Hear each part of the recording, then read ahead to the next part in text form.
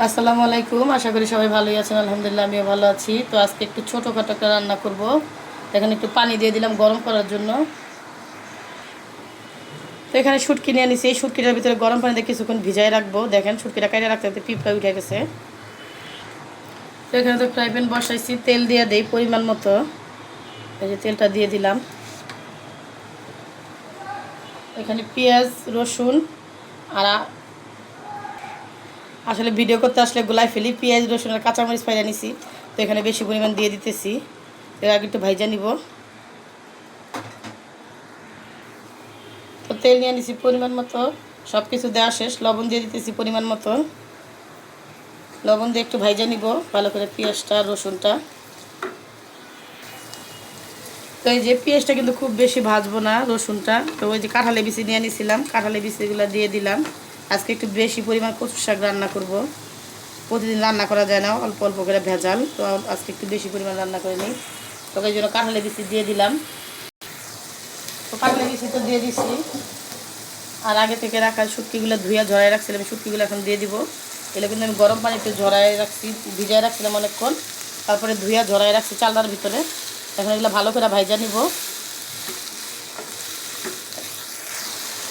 এগুলো এই যে ভাইজা নিছি। এখানে দিয়ে দিব একটু জিরা বাটা, যেহেতু শুটকি ব্যবহার করছি। 1 চামচ রসুন বাটা দিয়ে দিলাম। এটা দিয়ে ভালো করে একটু ভাইজা নিব।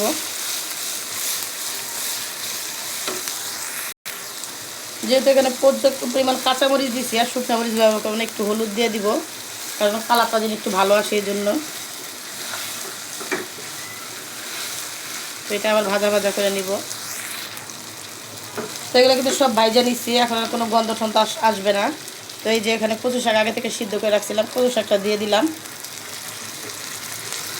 তো কচু শাকটা একটু মিশাই নিব। দেখেন কচু শাকটা কত সবুজ সবুজ আছে। এগুলো কিন্তু আমি ঈদের ভিতরে যখন ঈদ করতে গেছিলাম তখন এই কচু শাকটা নিয়ে আসছিলাম। তাই না সিদ্ধ করে রেখে দিয়েছিলাম ডিপে। যখন ইচ্ছা করে অল্প করে অল্প পরিমাণ বাইর করে করে রান্না করলে কিন্তু ভালোই লাগে। শুটকি, কাঁঠালে বিচি এখন কিন্তু এই সিজনে এগুলো দিয়ে খারাপ লাগে না। তো আপনারা একবার ট্রাই করে দেখবেন। একটু লাড়াচাড়া করে দেই। তো এই যে অনেক সুন্দর সুন্দর ঘ্রাণ বের হয়েছে। এখন আপনাদেরকে তো আর ঘ্রাণটা শুঙাইতে পারবো না। একদিন সময় করে আইসেন, আইসা কচুর শাক দিয়ে ভাত খাইয়া যেন। আপনাদের সবার দাওয়াত। মাংস টাংস খাইতে পারবো না ভাই। তাই একটু লাড়াচাড়া করে দিই। তো এই যে দেখেন নিচ দিয়ে কিন্তু মানে ভাজা ভাজা হয়ে আসতেছে। আর এই কচুর শাক রান্নার থেকে ভাজা ভাজা করতে অনেক সময় লাগে। তো এই যে একটু উল্টায় পাল্টায় দিতেছি। আর কোনো পানি ব্যবহার করব না, এগুলো দিয়েই রসুন আর কাঁঠালে বেশি সিদ্ধ হয়ে যাবে যে পানি আছে। তো ফাইনালি কিন্তু আমার কচুর শাকটা হয়ে গেছে, ভাজা ভাজা হয়ে গেছে, এই যে দেখেন। তো যদি আমার ভিডিওটা ভালো লাগে অবশ্যই লাইক, সাবস্ক্রাইব, শেয়ার করে দিবেন। আজকে কিন্তু ভিডিওতে অনেক ভুল কথা বলছি, কারণ আমার এই গরমে ধরছে।